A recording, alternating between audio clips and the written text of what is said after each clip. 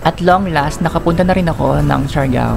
Ilang beses ko na rin in-attempt na planuhin ang pagpunta dyan, kaso every time na titignan ko yung presyo ng flights, nadidismaya ako. Naisip ko yung ibang alternative, which is ferry from Cebu to Siargao. Yes po, I'm from Cebu. Then Surigao to Dapa Port, then Dapa Port to General Luna. Pag flight kasi, usually ang price 4 to 5,000 pesos one way, hindi pa kasama ang baggage dante. Plus, from the airport to General Luna, mga 300 to 400 pesos on transfer, depende sa arrangement mo with your accommodation. Pag ferry, from Cebu to Surigao, 1,700 to 1,900 yung cabin. Although, there are more cheaper accommodations, check nyo yung website ng Kokaliong. Di ko kasi carry yung tourist, cabin talaga ako. Then, from Surigao to Dapa Port, Dapa is already Siargao, 400 pesos yung 2-hour trip. Dapa to General Luna, 300 to 400 pesos din. I'm going to name this escapade of mine Chasing Siargao, and it's going to be a playlist of contents. Ang dami kasi sobra. So, umpisahan ko na ang aking Chasing Siargao. I left the house at around 4:15 in the afternoon, September 18. Supposed to be, susurpresahin ko sana yung friend ko na mag-i-spend ng pre-birthday niya doon. Kaso kung gagawin ko yon, hindi ako makakasama sa mga tours niya. Kasi kailangan niya ako i-book ahead of time.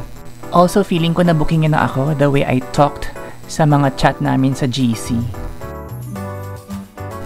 Here's my Grab ride. From my house to Pier 1, it's 20 to 30 minute ride kung walang traffic.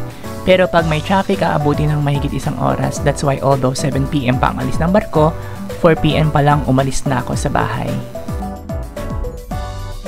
Bye house, I'll be away for 7 days.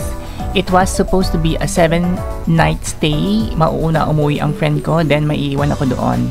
And that will be another story for a different video, promise.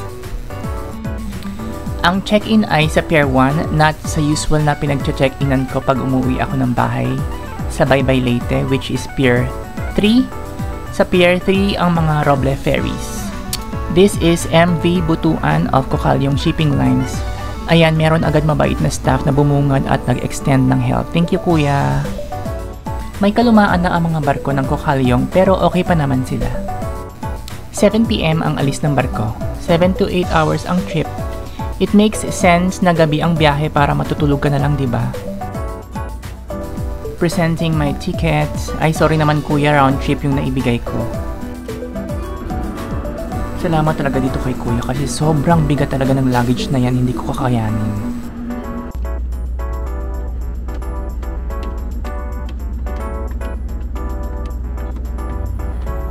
May kalakihan itong barko na ito compared sa mga usual Roble ferries na sinasakyan ko pag umuwi ako ng Baybay Leyte.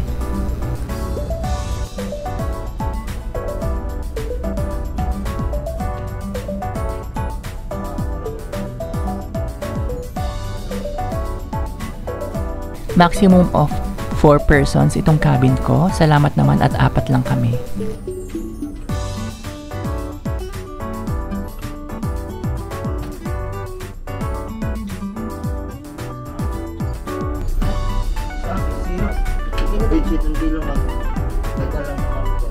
Dili ko sa ilaw. Each month. Each. Asa ko mag-call ko? Dili lang daw. Diya sa ilaw.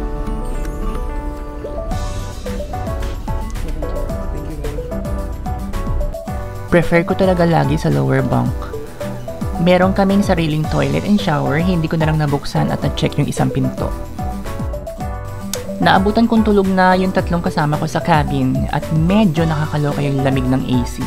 And medyo masakit sa ilong, feeling ko matagal nang hindi nalilinisan. Kaya hindi ako gaano nakatulog ng gabing yan.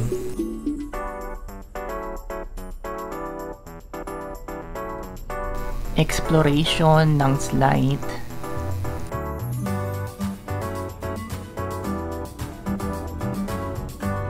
Diyan kay kuya ang kuhaan ng kumot at punda.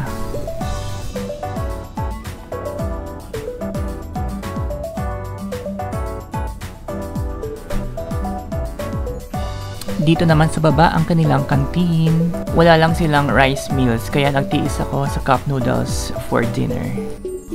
Chinese nga pala ang barkong ito kaya ganyan ang kanilang common toilet. Pero nakita nyo naman iba yung sa cabin namin, di ba?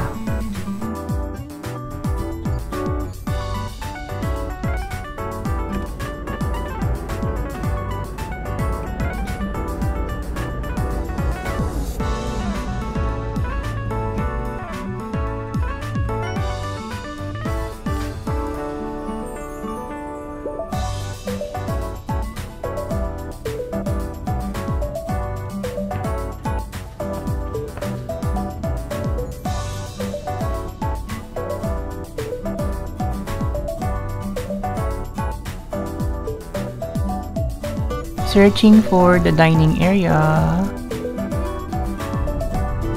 Asa kan-anan? Kan-anan? Magawas ko? Thank you. Okay.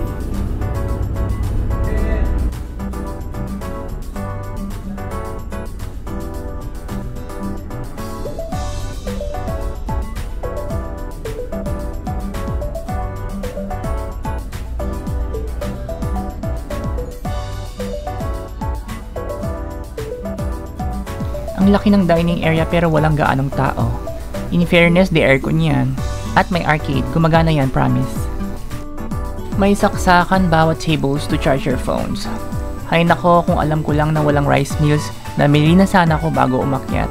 Or sana bumaba muna ulit ako ng barko, pwede naman daw. So, this is my first day or night rather of my Chasing Siargao. I named this Chasing Siargao September 18. This is Like a Virgin. See you again on the next video. Yes po, may mga kasunod pa ito. Marami pa. Bye!